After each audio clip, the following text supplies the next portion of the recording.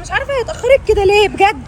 ايه اللي انت بتعمليه ده؟ مش تحاسبي؟ معلش ما خدتش بالي. ما انت لو باصه قدامك ومش باصه في التليفون كان زمانك خدت بالك.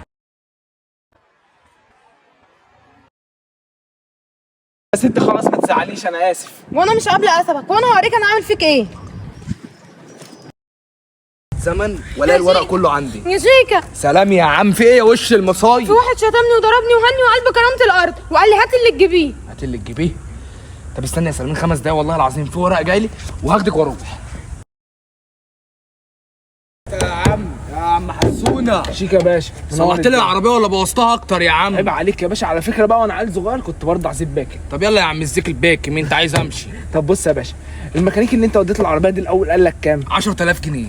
طب انا قلت لك كام؟ 9000 جنيه. انا مش هاخد منك 9000 جنيه، هاخد منك 3 بس. حلو حلو قوي. ايه لا، انا ده؟ هاخد منك 500 جنيه. العربيه ما فيهاش حاجه يا باشا، ما تخليش حد يضحك عليك. على الطلاق بطل. صباحك فل يا باشا.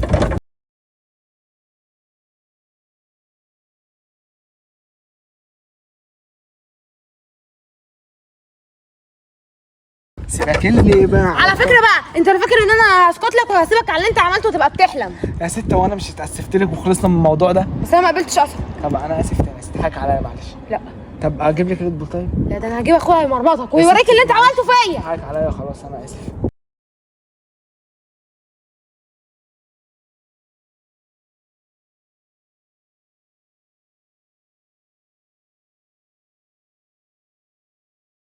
خلاص اتفقنا نروح النهارده السينما ونخرج. انت يا عم حسون انا بدور عليك وانت واقف هنا. مؤاخذة يا باشا. وانت بتعملي ايه هنا؟ هو ده اللي ضربني وشتمني واللي انا قلت لك عليه، وانا كنت جاي اخد حقي مني.